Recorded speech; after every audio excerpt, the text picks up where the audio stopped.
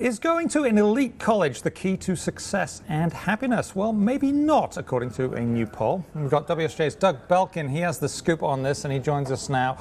Doug, thank you very much for being there. Thanks for having me, Simon. I know that when I was coming up to going to college, I just wanted so badly to go to the best college I could possibly get into. But apparently, it's not as big a deal as all that, is it? Right. So there's been a real struggle over the past few years to figure out what the value of a college degree is, since they cost so much now and kids are going into such deep debt to get them. So the folks at Gallup and Mitch Daniel at Purdue, the new president of Purdue and the former governor of Indiana, created a huge survey of 30,000 college graduates to try to figure out what value folks had gotten from college and sort of how they ended up and what role college played in that. And it turns out, in terms of worker engagement, in terms of overall life satisfaction, it really didn't matter if you went to an Ivy League school or a small state school. And it's interesting, we got a graphic up here that said, do you feel engaged at work? If you're actively engaged, you get satisfaction, 12% engaged, 39% not engaged, 49%. One of the things I thought was very interesting here, it matters more what you study. If you study something that you're really engaged with, that's the key.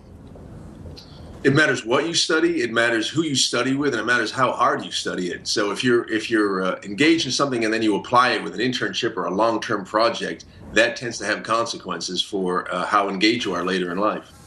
Okay. Now we've also got a full screen here about the work engagement and what you get out of it based on what you're studying: science, business, social sciences, and arts, humanities. So basically, down the bottom there, degrees of satisfaction. If you're studying art history, presumably that's a lot less satisfaction if you're a full-time worker than if you've studied science and are there in the lab with the test tubes, making new things. No, I think you've got it backwards. The engagements, the more people are working who are in STEM and business, but the folks who study the humanities tend to be more engaged with what they're doing.